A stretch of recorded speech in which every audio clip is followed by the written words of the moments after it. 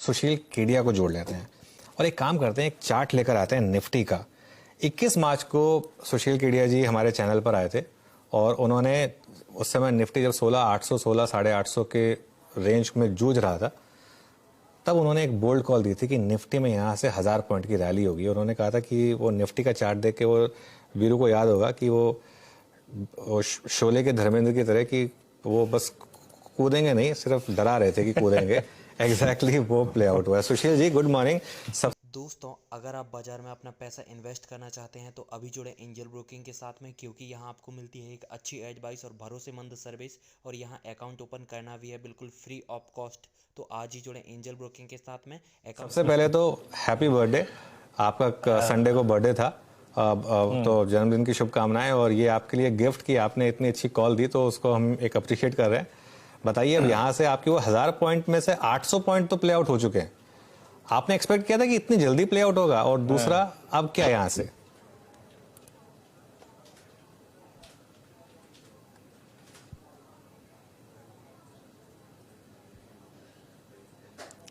I think सुशील को मेरी आवाज आ नहीं रही है। हाँ, आ रही है आपकी आवाज। हाँ, तो सुशील जी, मैं ये कह रहा था कि जब पहले तो हैप्पी बर्थडे, आपका संडे को बर्थडे था। Thank you very much. और एज अ गिफ्ट मैं ये बता रहा था कि आपने एक शानदार कॉल दी थी उस समय जब सब मंदी में थे। आपने एक 1000 पॉइंट की एक बोल्ड कॉल दी थी निफ्टी की। 800 पॉइंट उसमें से प्ले आउट हो चुके हैं। इनफैक्ट आज की डेट में 850 पॉइंट्स। अब यहाँ से क्या, और क्या आपको उम्मीद थी कि इतनी जल्दी ये मूव आएगा? देखिए, उम्मीदें कम लगाने में ही ज्यादा जल्दी पूरी होती हैं। तो ये 1000-1200 पॉइंट तो निफ्टी में तकरीबन 10-12 दिन में ही हो जाते हैं। तो ये नॉर्मल चाल है बाजार की इस वक्त। और अगर मैं आपको मेरी स्क्रीन दिखा पा रहा हूं, अगर ये शेयर हो रही है, तो आप देखेंगे कि एक ये जो लाल ट्रेंड लाइन है, जो 2 बार 3 बार निफ्टी यहां से पास में घूम चुकी है, तो 1000 पॉइंट करीब करीब यहाँ पूरे होंगे 17,880 पे। तो ये एक रेजिस्टेंस का जोन बन जाना चाहिए। और कदाच अगर ये रेजिस्टेंस नहीं भी बनता है तो फिर 17-18-100 तक की जो बात हमने मीठे मीठे इशारे में भी आपको 1000 पॉइंट के सिवा कह दी थी, ये लाल लाइन टूट भी जाती है तो इस जोन से मुझे नहीं लगता कि निफ्टी इसके ऊपर जाएगी, क्योंकि ये जो चाल नीचे से शुरू हुई है, इसके जो पांव है ना, मजबूत नहीं है। यहाँ से जो चाल है, मैं जार्गन को बाद में कभी एक्सप्लेन करूंगा, इसको सिंपल भाषा में कहे, पांव मजबूत पांव नहीं है। इलियट वेव्स के पैटर्न स्ट्रांग नहीं है। और अगर आप बैंक निफ्टी में भी देखोगे तो अब हम करीब करीब एक रेजिस्टेंस जोन के अंदर है। पहली लाइन तोड़ दी, दूसरी भी आज तोड़ रहा है, तो भी इसके बाद 42,000 के ऊपर की तेजी एक बार बैंक निफ्टी में भी मैं अनुमान नहीं लगा सकता। पर अनुज, साथ ही मैं कहना चाहूंगा, इंडिसेस इस वक्त बाजार एक ऐसा रोचक और विचित्र बाजार बना हुआ है जहां दोनों इंडिसेस हमारी मजबूरी है, पर मौका एक्चुअल में स्टॉक्स में है, जहां बहुत बड़ी बड़ी चाल, बहुत बड़े बड़े स्विंग्स अभी भी बहुत सारे स्टॉक्स में पेंडिंग है। स्टॉक्स पे आता हूं, उससे पहले लास्ट टाइम आपने एक एग्जांपल दिया था चार्ट देखकर कि वो शोले के हाँ वाला कि वो कूदने की सिर्फ धमकी दे रहा था लेकिन कूद नहीं रहा था। आज कोई और एग्जांपल लाए हो क्या इस तरीके का? तो देखो, ऐसे तो क्या है, फिल्मों का शौक है तो कुछ ना कुछ तो डायलॉग हमेशा ही दिमाग में रह जाते हैं। तो once upon a time in Mumbai में जो डायलॉग था इमरान हाशमी का, कि मुश्किल तो ये है कि मैं पूरी तरह से बिगड़ा ही नहीं और तुमने मुझे सुधारना शुरू कर दिया। तो ये एक टिपिकल बेयर मार्केट रैली है। और बाजार अभी तक पूरी तरह से बिगड़ा ही नहीं, उसके पहले देखो बाजार को हमने सुधारना शुरू कर दिया। बहुत खूब। वीरू? हाँ, वाकई सर, पहले तो वीरेंद्र बोल रहा हूँ सर, पहले तो मेरी तरफ से आपको जन्मदिन की बहुत बहुत शुभकामनाएं। ईश्वर करे आपको बहुत लंबी उम्र, सुकून और निफ्टी पर ऐसी प्रेडिक्शंस का मौका मिलता रहे। अच्छा सर, उस वक्त एक दो स्टॉक स्पेसिफिक बात भी हुई थी। आपने कहा था रिलायंस डोमिनेट करेगा इस अपर स्विंग को और 1000 पॉइंट के अपर स्विंग में। अभी तक वो नहीं हुआ, बट और कौन कौन से स्टॉक्स इस पूरे अर्निंग सीजन में लीड दे सकते हैं? अब जैसे आपने कहा कि भाई इस वक्त इंडेक्स को छोड़िए, स्टॉक स्पेसिफिक स्विंग ज्यादा अच्छे होंगे, ज्यादा पैसा बनेगा। अब आपकी थ्योरी क्या कहती है, किस स्टॉक्स को चेस करना चाहिए? देखिए, रिलायंस ने कैसे डोमिनेट नहीं किया, भले ही ठीक है मेजर चाल 3 दिनों में आ गई, पर 2190 का जो लो उसने लगाया था आज 2350 पर है और लास्ट 4 दिन से साइडवेज चल रहा है। ठीक है, तो लीड लैग्स रहेंगे। 10% रिलायंस बढ़ गया, इंडेक्स तो 5% भी नहीं बढ़ी, तो Reliance has been an outperformer. और बहुत बारीक कॉमा फुल स्टॉक के साथ बात करने लायक अभी बाजार नहीं, क्योंकि सारे स्टॉक्स बहुत अलग अलग चल रहे हैं। जैसे मैं उदाहरण के तौर पर बताऊं, अगर यहां से मुझे हीरो मोटोकॉर्प और महिंद्रा एंड महिंद्रा में 30-30% तक का उछाल दिखता है, जबकि मैं निफ्टी पर हेजिटेंट हूं, निफ्टी मुझे विवशता लगती है, अवसर नहीं दिखता, 30-30% तक की उछाल संभव है, तो मारुति में वहीं पर आपके 20 से 25% तक का करेक्शन बन सकता है। तो अगर आपके एफएमसीजीज में मैं देखूं कि टाटा कंज्यूमर यहाँ से 30% बढ़ जाएगा, तो आईटीसी की चाल इस वक्त इतनी हेजिटेंट है कि जैसे ही बाजार में करेक्शन कोई आएगा तो ये जो गिरने वाले स्टॉक्स की मैं आपको लिस्ट दे रहा हूँ वो ज्यादा गिरेंगे, और जब जब रैली आएगी मार्केट में बढ़ने वाले स्टॉक्स ज्यादा बढ़ जाएंगे। That's how out performance under performance happens. अब आईटीसी के अंदर अगर इतना इन्फ्लेशन है सारी चीजों में, और एक नशे की चीज को भी अगर आईटीसी में प्राइस हाइक सिर्फ 3% का आ पाया, 330 रुपए की पैकेट 340 की हो गई, इन्फ्लेशन जितनी भी अगर प्राइस बढ़त नहीं आ सकती, ऑलरेडी स्टॉक प्राइस इतना भागा हुआ है, तो आईटीसी की एक चाल कंप्लीट है। वो जो भी टाइम ले रहा है करेक्शन को डेवलप होने में, तो अलग अलग स्टॉक्स अलग अलग परिधियों में चल रहे हैं।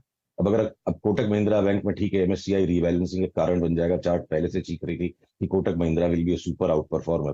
तो 2-3 दिन एचडीएफसी और एचडीएफसी बैंक अगर आपके थोड़ा आउट परफॉर्मेंस देके जहां नरम होना शुरू होंगे, कोटक टेक ऑफ कर जाएगा, और आईसीआईसीआई बैंक उधर लुढ़कने को तैयार है।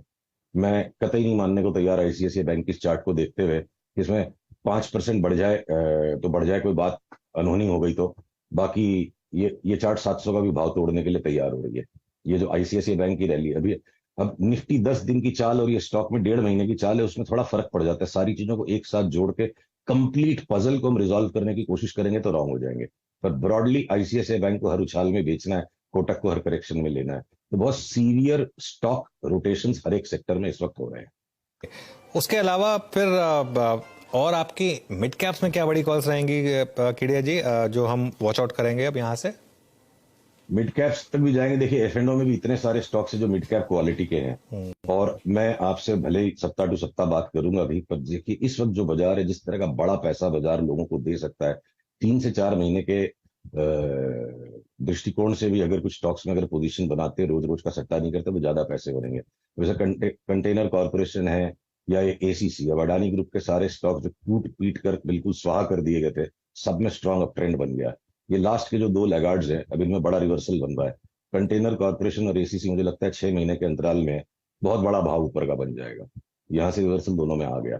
तो उसी तरह से अगर मैं और भी कुछ छोटे स्टॉक्स में अगर जाना चाहूंगा तो बहुत लंबी लिस्ट है अनुज, मतलब आप परेशान हो जाओगे मुझसे। 50-60 स्टॉक्स में आपको अगले 10 मिनट में बताऊंगा तो मोर देन इल्यूमिनेटिंग, में सबको कंफ्यूज कर बैठूंगा। अब आपके चाहे भारत फोर्ज है, आप इसकी चार्ट को देखिए, ये यहाँ से रिवर्सल देने को तैयार है। स्टॉक 30% यहाँ से बढ़ जाएगा। मैं भारत फोर्ज को लार्ज कैप में तो नहीं गिनूंगा। या आपके बायोकॉन है या बिरला सॉफ्ट है, मुझे लगता है ये 100% बढ़ सकते हैं अगले 1 साल में, और फाइनल बॉटम बनाने की तैयारी में है। आपके जितने भी पीएसयू बैंक है, चाहे वो पीएनबी हो, बैंक ऑफ बड़ौदा हो, इवन कैन बैंक है, आईओबी, यूओबी, ये 5-7% का और करेक्शन, तो करेक्शन इनमें मुझे लगता है 50-50% बढ़ने की। एक मिनट, बायोकॉन का चार्ट एक बार आप अपनी स्क्रीन पर शेयर कर दीजिए प्लीज, क्योंकि इस पर काफी लोग पूछ रहे हैं। आप कह रहे हैं 100% भाग सकता है यहाँ से बायोकॉन, बेयर मार्केट खत्म होगी यहाँ पर, बहुत बड़ी बेयर मार्केट में रहा है। बिल्कुल। तो अगर देखिए अभी तो ये कॉल प्रीएम्प्टिव होगी, पर जगह जितनी है, अभी हमें वीकली चार्ट पे आता हूँ, ये जो लगातार लोअर बॉटम्स इसमें बने हैं, ये कंडिसेंडिंग, ये एक डिसेंडिंग ट्रायंगल जो है, ये ABC पैटर्न हो गया मेरे हिसाब से। और अब इसका रिवर्सल फुल्ली कंफर्म होने दीजिए। जो ऊपर वाली लाल लाइन है जो करीब करीब इस वक्त 230 पर है, ये कॉल ट्रिगर होगी 400 रुपए की चाल वाली, जब ये 230 के ऊपर होगा। अभी तक वहां हम नहीं गए। जब तक ये 230 के ऊपर या इस लकीर के ऊपर नहीं जाता, फिर एक नया लो भी बना देगा तो बड़ी बात नहीं। पर जिन्हें निवेश करना है, ये 5-5 रुपए के स्टॉप लॉस लगा के तो निवेश हो नहीं सकता। एक आपको व्यू लेना पड़ेगा, जो भी बेसिस पर आपके एनालिसिस हो, हम चार्ट पे करते हैं, कोई फंडामेंटल्स पे करे। पर ये डबल हो जाए स्टॉक यहाँ से, तो साल भर में मुझे आश्चर्य नहीं होगा, और करेक्शन में 10% से ज्यादा की जगह नहीं होगी। तो स्टॉप लॉस क्या रखेंगे फिर यहाँ पर? देखिए यहाँ पे स्टॉप लॉस बेस्ड भी ट्रेड तो तब बनेगा जब 230 के ऊपर चला जाएगा। तो वो मोमेंटम बेस्ड, जब 230 के ऊपर जाएगा तो मोमेंटम बेस्ड रिवर्स ट्रेंड में आप अप ट्रेंड में पार्टिसिपेंट होगे, तब स्टॉप लॉस काम आएगा। अभी ये सिर्फ अक्यूमुलेट जोन में, जो निवेशकों के काम की बात है, सटोरियों के काम की बात अभी नहीं है बायोकॉन में। सुशील, आज थोड़ा सा समय की कमी है, तो आज शो को यहीं समाप्त करेंगे। जुड़ने के लिए शुक्रिया हमारे साथ, और अगले हफ्ते आपसे फिर बात करेंगे और आपकी बोल्ड कॉल्स लेंगे।